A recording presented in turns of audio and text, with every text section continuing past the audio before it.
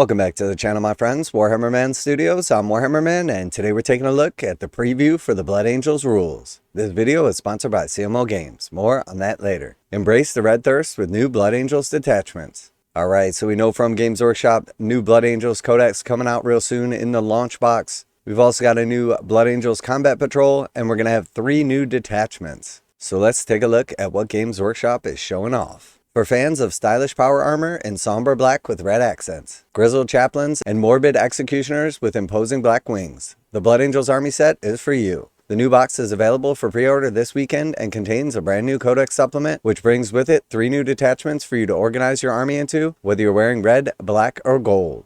So we have presumably like a generic Blood Angels detachment, which would be the red. We have a Death Company detachment, which would be black. And then we also have a gold detachment, which leans in on the Sanguinary Guard. The Liberator Assault Group is home to the Blood Angels on the cusp of giving in to the Red Thirst, and pairs the Returning Detachment rule, which provides an extra attack and 2 strength to melee weapons on the charge, with a selection of stratagems that enhance the combat prowess of the Sons of Sanguinius. Of the 6 stratagems on offer, 4 of them invite your Space Marines to see red in exchange for greater reserves of strength. Red Rampage grants a unit either lance or lethal hits to melee weapons, but they can reap the benefit of both if they give in to the Red Thirst and become battle shocked. Likewise, the new Savage Echoes provides your embattled warriors with a boost to either their attacks or strength in the enemy's charge phase, while embracing their fury gives them both. Okay, so we have the Red Rampage, Liberator Assault Group, Battle Tactics Stratagem, 1 command point, fight phase, 1 Adeptus Astartes unit from your army that has not been selected to fight this phase. Effect: select either lance or lethal hits abilities. Until the end of the phase, melee weapons equipped by models in your unit have the selected ability. You can instead choose for your unit to give in to the Red Thirst. If it does, then it becomes battle shocked, but the effects of the stratagem still apply.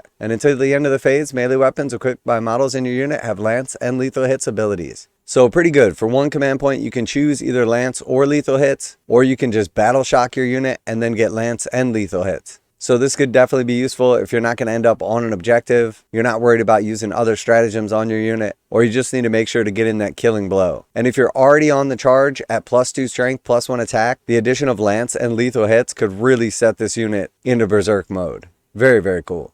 And then we also have Savage Echoes, 1 command point. When your opponent's charge phase, 1 Adeptus Astartes unit from your army that was charged by an enemy unit. Select either the strengths or attacks characteristic of melee weapons equipped by models in your unit. Until the end of the turn, add 1 to the selected characteristic. You can instead choose for your unit to give in to the Red Thirst. If it does, it becomes battle shocked, but the effects of the stratagem still apply. And until the end of the turn, add 1 to the strength and attacks characteristic of melee weapons equipped by models in your unit. Alright, so your faction ability is +1 attack and +2 strength on the charge, but let's say your opponent charges you, you can pop off the Savage Echoes and get either +1 strength or +1 attack, or you can choose to have your unit battle shocked and gain +1 strength and +1 attack. Alright, so your opponent has to have charged you to pop off this stratagem, but maybe you missed your charge roll, or you just need that extra buff to put you over the top. But keep in mind, you're doing this during your opponent's charge phase, and then your opponent is likely going to be fighting you first. Now, if you have something like a Judicar in your unit, so you know you're going to be fighting first, the extra strength and attack are extra good. So definitely pretty cool here. Now, battle shocking your own units is definitely a big downside, but I like the idea that you have the opportunity to get 1 bonus with the stratagem, or you can pay the ultimate price and battle shock yourself and then get the second half as well.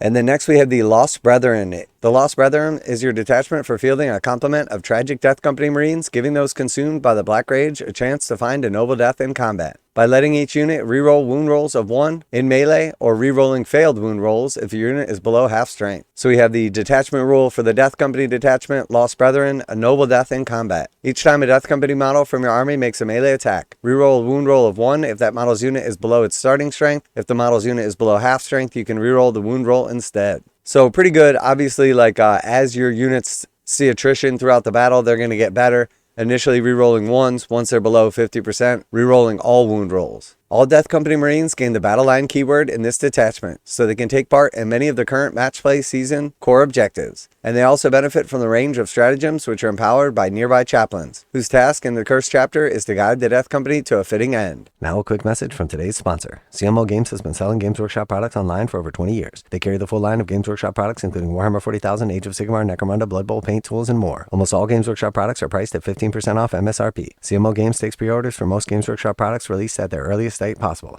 12:01 a.m. on Saturday, they go live. Most of these pre-order products are also priced at 15% off MSRP. CMO Games offer free shipping in the US 48 with an order of $50 or more. Their customer service is top-notch and they ship most orders within 24 hours. Visit CMOGames.com using the affiliate link in the description and let them know that you heard about CMO Games from Warhammer Man. Now, back to the video. Those who are lost to rage become terrifying combatants with increased attack, strength, and armor penetration. But unless they are within range of a chaplain, they run the risk of tearing themselves apart with a hazardous ability. When the end does come for the long-suffering heroes, they may unleash a final retribution, lashing out on a roll of a 4+, with nearby chaplains honing the climax of violence in their litanies of hate. So we have Lost to Rage, 1 command point, Lost Brethren, Battle Tactics Stratagem, 1 fight phase. Target 1 Death Company unit from your army below starting strength that has not been selected to fight this phase. So you have to have at least 1 guy dead, or if it's a character, at least have him take 1 wound. Effect: until the end of the phase, improve the attacks, strength, and armor penetration characteristic of melee weapons equipped by models in your unit by 1. And unless your unit is within 12 inch of 1 or more friendly chaplain models, until the end of the phase, those weapons have the hazardous ability. So this is pretty nice. For 1 command point, you're going to gain an attack, a strength, and an AP. Obviously, the addition of AP is really good, as a majority of things are AP2 in combat at best. So going up to AP3 can negate stuff like Armor of Contempt, or just get through a substantial larger amount of damage. And then if you don't have a chaplain nearby, your unit's going to be hazardous. So on a 1, after you attack, each model in that unit is going to die. But if you have a chaplain within 12, the downside effect is negated. And it is worth note also that a good way to get a unit below its starting strength is basically have a couple of plasma pistols in the squad, overcharge, and then one of those models dies, and then suddenly you have the ability to trigger this stratagem. And then next we have the Final Retribution, 1 command point, fight phase, just after an enemy unit has selected its targets. Target 1 Death Company unit from your army that was selected as a target of 1 or more of the attacking unit's attacks. Effect: until the end of the phase, each time a model in your unit is destroyed, if that model has not fought this phase, roll a d6, adding 1 to the result if your unit is within 12 of 1 or more friendly chaplain models. On a 4-up, do not remove it from play. The destroyed model can fight after the attacking unit has finished making its attacks and is then removed from play. So 4-up, fight on death for 1 command point, or if you have a chaplain within 12, it becomes a 3-up. So again, really good if your opponent is charging you, or potentially has the fights first ability, or even in ongoing combats. So really nice stuff right here. Definitely very, very thematic. Super cool. And I like that the Death Company become battle line. Now we'll have to see if the Death Company are still 0 OC if they don't have a chaplain in the unit. But with a lot of the Pride Nexus stuff, you can do bonus things like raise banners or do actions in combat, etc. if you're battle line. We also have secret missions that rely on battle line. So there's definitely some cool stuff here. That also means you'll be able to take up to 6 of those units instead of 3. Blood Angels have long been the masters of rapid assault powered by jump packs. The Angelic Host provides even more versatility for their airborne warriors, letting them accelerate high above the battlefield upon wings of fire before racing back down into the fray.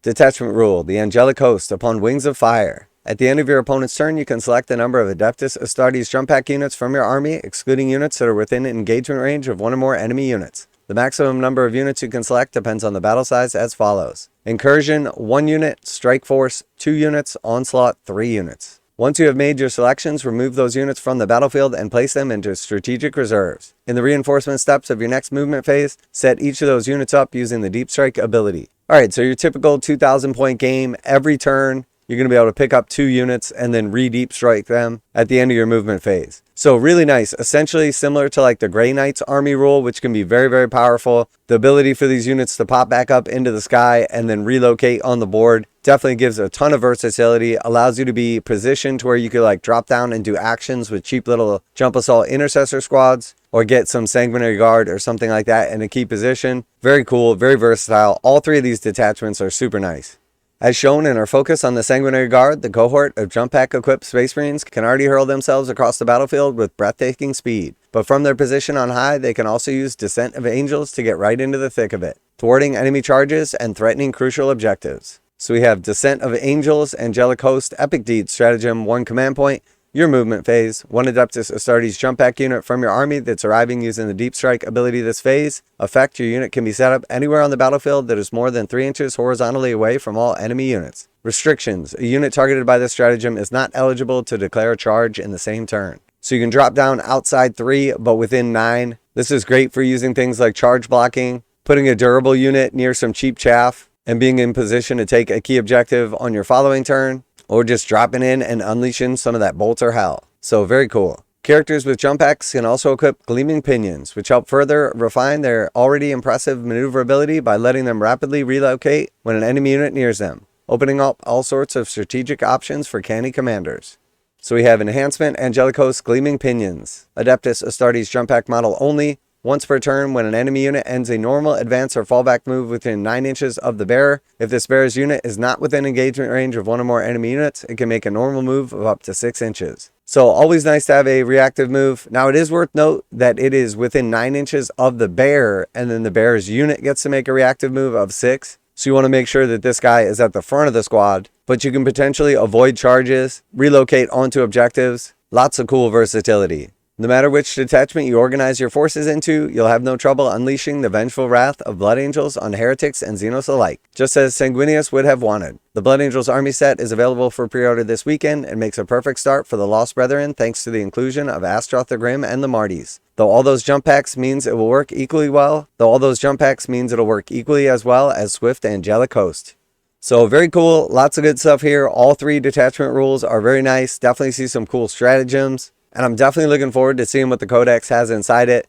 The actual Blood Angels detachment was pretty good, but the enhancements were a little bit lackluster. Stratagems were mediocre at best. So being able to look through 18 new stratagems, a bunch of new enhancements, and then seeing the 3 detachment rules and the versatility and thematic ways that you could build a Blood Angels army has definitely got me excited. And then also with the new box coming out, you have the ability to basically build all the new models as Death Company or just like standard Blood Angels, Intercessors, or Assault Intercessors. You got a couple of new models in there, including the Chaplains. We got the Sanguinor and Sanguinary Guard coming down here soon. Also, we saw the new Combat Patrol has 2 units of the Sanguinary Guard in it. So definitely a lot of excitement for Blood Angels players. So let me know what you're most excited about. Which of these detachments has got you interested? Always like to hear back from you guys in the comments. And as always, special thanks to CMO Games for sponsoring the channel. Check out the link in the description to save 15% on Games Workshop products. Make sure to tell them that Warhammer Man sent you. That's it for today. Warhammer Man Studios, I'm Warhammer Man, and it's time to unleash the rage. And I'm out of here.